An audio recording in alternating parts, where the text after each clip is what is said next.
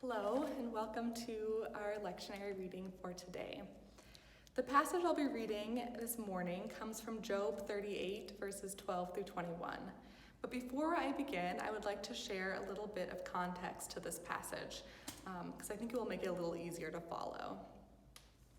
The book of Job is essentially one big poem that wrestles with the question of why a God of love would allow for human suffering. The central figure of the book, Job, is a righteous man who followed God, and yet he is plagued with suffering and lost just about everything and everyone he cared about. As a result, he is left questioning why, if he has done everything asked of him, he still suffers. His friends claim his suffering is punishment, but a vindictive and destructive God is not the God he believes in.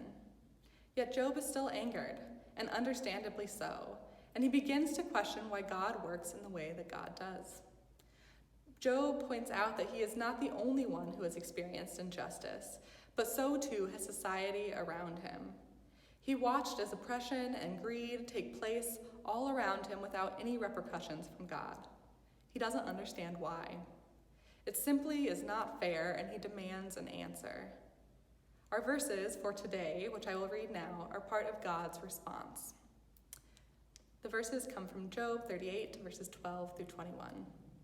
Then Yahweh answered Job from the heart of the storm. Have you ever in your life commanded the morning, or told the dawn that its assignment for the day was to grasp the edges of the earth and shake out its wicked? When the dawn lightens things to a clay red, like a garment dyed to a brighter color, the wicked are denied the light, and their threatening arms are broken. Have you traveled as far as the source of the sea, or walked in search of the abyss? Have you discovered the gates of death? Have you seen the gates of the place of darkness? Do you comprehend the breadth of the earth? If so, address the following. How does one get to the source of light? And where does darkness come from? Could you walk them home? Do you know where they live? If you do, you were born when they were, so you must be very old. God's response continues, and it's certainly worth devoting more time to if you have the chance. But our reading for today ends here. And to be honest, I don't entirely know how to respond to this passage today, and in many ways it leaves me frustrated. What am I supposed to make of God's response to Job in these verses? In it, God offers no explanations, no answers, no apologies. Instead, God responds with more questions that only serve to remind Job, and all of us for that matter, just how little we understand of the mysteries of existence. Well, thanks a lot, God. That's really helpful. Belief in God so often feels like the greatest paradox of all time. I believe in a God who loves the world, yet the world contains so much suffering. I believe in a God who desires justice for all, yet injustice is deeply embedded into our lives, our society, and in many ways, the church. I follow Christ, who teaches us to see the brokenness in everyone and to respond with mercy and grace. But then how on earth am I supposed to respond to those whose action directly and indirectly cause immense suffering to others? So often have I asked myself, why do I follow a religion that makes so little sense? It's not straightforward, it's not fair, it's not concrete, it's full of questions, it's so frustratingly complicated, and it is constantly reminding me of how little I actually know. On this day, especially, it is a bit hard for me to read this passage that conveys a seemingly unconcerned God offering no explanation for why there is suffering in the world. Like Job, I too am increasingly devastated and angered by the injustice I see around me that seems to continue unchecked and without repercussion. Our country is full of this devastation and anger. This entire week we've seen it carried out on the streets of cities across the country as people are rising up to challenge why we've allowed this injustice to be our narrative for so long. To plead our society to acknowledge that Black lives matter. Like Job, we continue to lament. In a prayer I read earlier today, it began, "With Job of old we cry out. Everywhere the innocent suffer. Our desires and efforts achieve us little. "Oh God, are you good, yet you do nothing to help us?" Our answers have holes, and we fall through.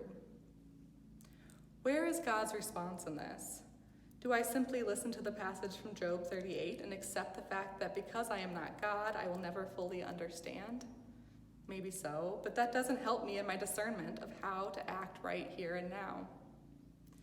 God may be a mysterious, paradoxical riddle, but the most concrete answer we ever received from God was Jesus. In Jesus, we find the most tangible example of God's response to the suffering of the world. As a human, Jesus could not bring about the end of all suffering as if holding a magic wand, but Jesus could and did grieve. Jesus defiantly and angrily flipped over tables. Jesus spoke out against oppression and against the status quo.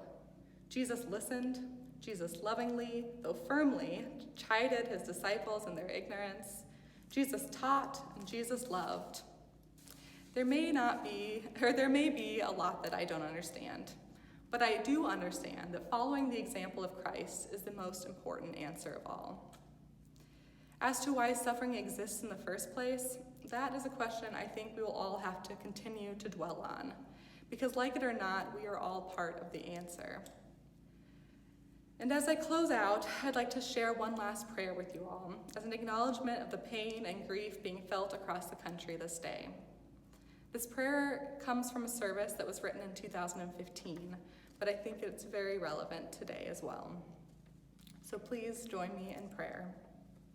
Creator God, let us not rush to the language of healing before understanding the fullness of the injury and the depth of the wound. Let us not rush to offer a Band-Aid when the gaping wound requires surgery and complete reconstruction. Let us not offer false equivalencies, thereby diminishing the particular pain being felt in a particular circumstance and a particular historical moment. Let us not speak of reconciliation without speaking of repatriations and restoration, of how we can repair the breach and how we can restore the loss. Let us not rush past the loss of this mother's child, this father's child, someone's beloved son. Let us not value property over people. Let us not protect material objects while human lives hang in the balance. Let us not value a false peace over a righteous justice. Let us not be afraid to sit with the ugliness, the messiness, and the pain that is life and community together. Let us not offer cliches to the grieving, those whose hearts are being torn asunder. Instead, let us mourn Black and brown men and women, those killed extrajudiciously every 28 hours. Let us lament the loss of a teenager dead at the hands of a police officer who described him as a demon. Let us weep at the criminal justice system, which is neither blind nor just. Let us call for the mourning men and the wailing women, those willing to rend their garments of privilege and ease and sit in the ashes of this nation's original sin. Let us be silent when other voices should be heard. Let us be humble and listen to the pain, rage, and grief pouring from the lips of our neighbors and friends. Let us pray with our eyes open and our feet firmly planted on the ground. Let us listen to the shattering glass and let us smell the purifying fires, for it is the language of the unheard. Lord, in your mercy, show me my own complicity and injustice. Convict me for my indifference. Forgive me when I have remained silent. Equip me with a zeal for righteousness. Never let me grow accustomed or acclimated to unrighteousness. Amen.